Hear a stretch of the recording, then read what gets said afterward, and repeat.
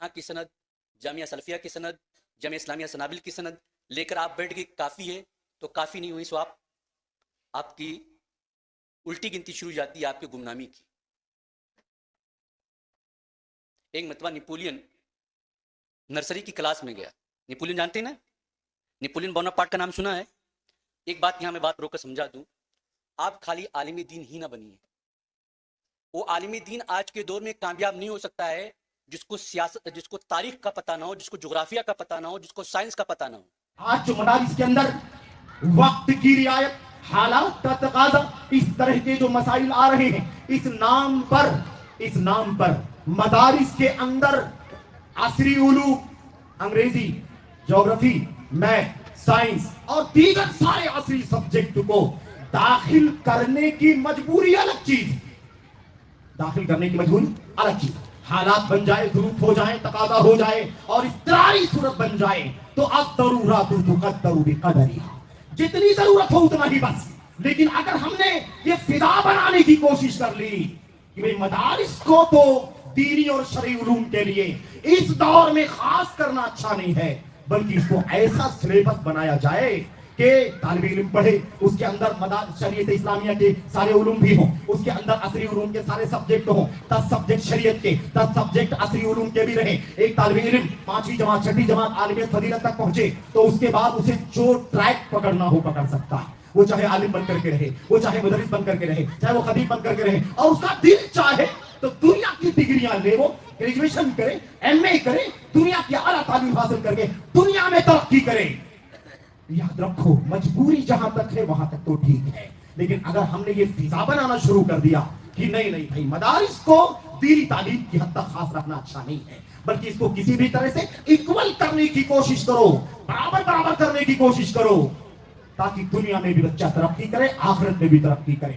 میں آپ کو زیادہ بات نہیں کرنا چاہتا. قرآن کریم کی آیتیں، اللہ کے نبی کی حدیثیں ایک نہیں دسیوں کی تعداد میں ہیں. جہاں دین اور دنیا آپ کے سامنے آ جائیں گے وہاں دین کو نہیں، دنیا کو ترجیح انسان دینے کے لیے تیار ہو جاتا ہے. جہاں آپ کے سامنے دین کا بھی راستہ، دنیا کا بھی راستہ ہے، انسان دین کو چھوڑ کر کے دنیا کی طرف مائل ہوتا ہے. اسی لیے بڑی تعداد میں یہ تو دیکھنے کو مل رہا ہے کہ وہ علماء، وہ طلباء، وہ مدارس کے خريجين اور فارغین جنہوں نے مدارس سے علم حاصل کیا ہے، لیکن ان کے پاس دنیا کی طرف بھی ڈگریاں حاصل کرنے کے راستے کھلے ہوئے تھے، ہر طرح سے راستہ کھلا ہوا تھا. وہ مدرسوں سے نکلے تو منبر کے نہ ہوئے، مدرسوں کے مدرس نہ بنے، وہ منبر کے خطیب نہ بنے، وہ مصنف اور باحث نہ بنے، وہ معلم نہ بنے، بلکہ وہ دنیا کی ڈگریاں لے کر کے دنیا دار ہو گئے. اور اتنا ہی اگر ہوتا تو بھی کوئی بات نہ تھی، معاملہ اس سے کہیں آگے چلا گیا.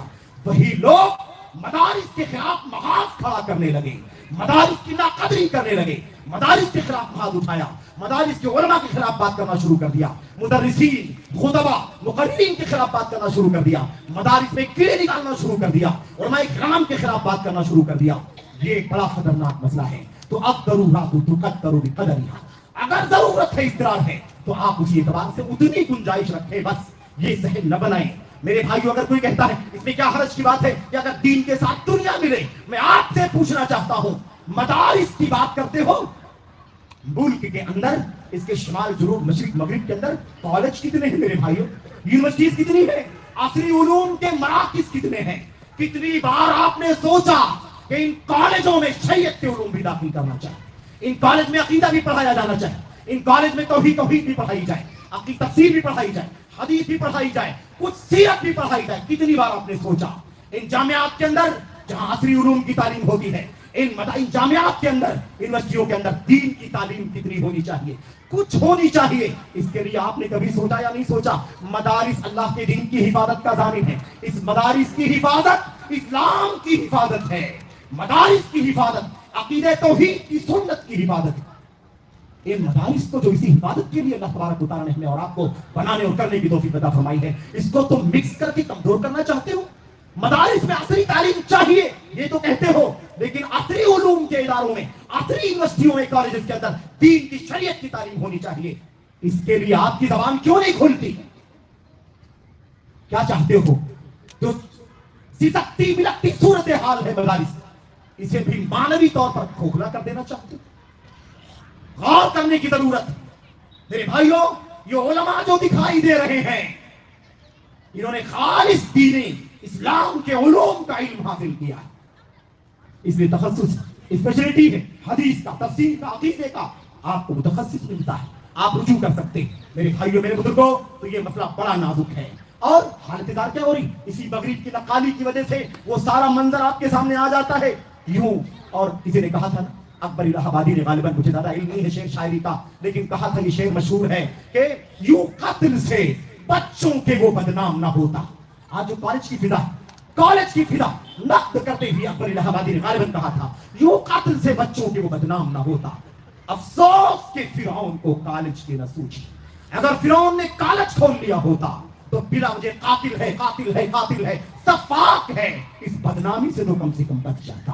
اس کے ذریعے نہ جانے کیا کیا ہو رہا ہے۔ میرے بھائیوں، ان سب پر تبصرہ کرنے کا موقع نہیں ہے، الحاد پھیل رہا ہے انہی کالجوں کے ذریعے سے۔ اور دوسری جو بات آپ سے عرض کرنی ہے وہ یہ ہے کہ نصاب تعلیم، میں اشارہ کر چکا ہوں، نصاب تعلیم میں بنیادی طور پر مدارس کے اندر شرعی علوم کو بالادستی ہونی چاہیے۔ کوشش اگر ہو کہ شرعی علوم پڑھائے جائیں تو شرعی علوم پڑھائے جائیں، ایک بھی سبجیکٹ داخل نہ کیا جائے۔